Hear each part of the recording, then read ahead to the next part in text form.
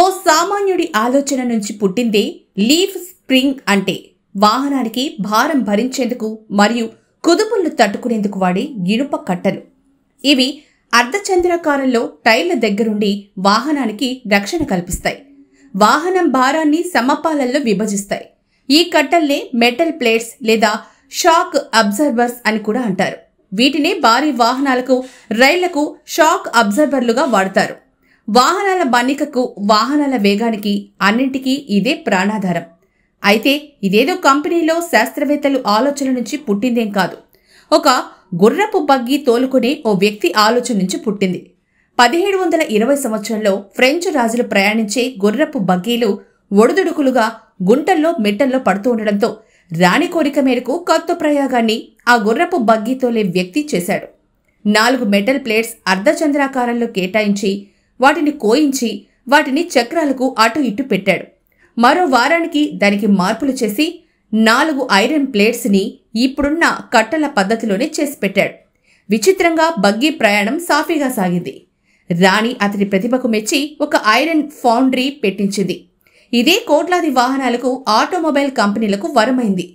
ఇనుప దబ్బలను అర్ధచంద్రాకారంలో కోసి ఒక క్రమ పద్ధతిలో మధ్యలో వాటిని కలిపి ఉంచడం ఈ సాంకేతికతలో ముఖ్యమైన విషయం. ఇవి టైర్లకు సమీపంలో అటు ఇటు అమర్చినప్పుడు ఒడిదుడుకుల్లో వాహనం కదలకుండా, అదరకుండా ఆ ప్రకంపనలను ఈ ఇనుప ప్లేట్లు తీసుకుని బండి సాఫీగా సాగిపోయేటట్టు చేస్తాయి. భారాన్ని సమపాలలో విభజించి ఒత్తిడి తగ్గేట్టు కూడా ఇవి చేస్తాయి. ఆనాడు ఆ గుర్రపు బండి తోలే వ్యక్తి తన బగ్గీ కోసం చేసిన ఈ పరికరం ఇప్పటికీ ఫ్రాన్స్ మ్యూజియంలో పెట్టుంది. ఇప్పటికీ ఇలాంటి కట్టలను మెకానిక్ల ద్వారా స్థానిక వర్క్షాపులోనే ఎక్కువగా చేయించుకుంటారు. పేరు పొందిన కంపెనీల కట్టలకు ధీటుగా ఈ ప్లేట్స్ని పనివారి చేస్తారు.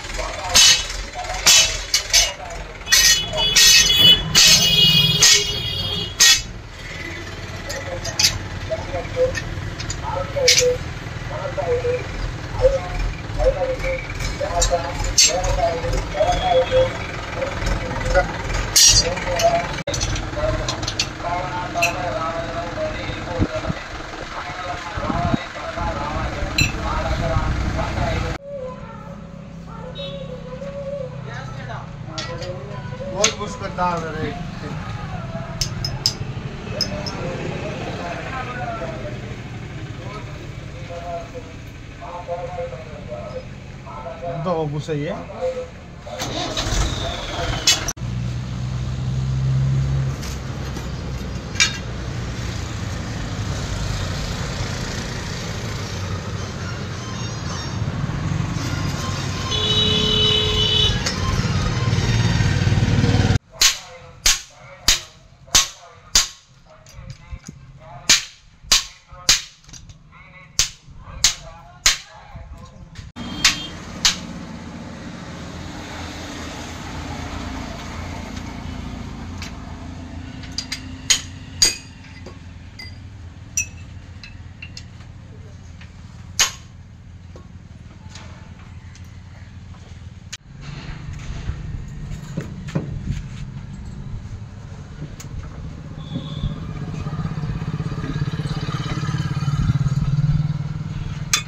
Para o Croácia,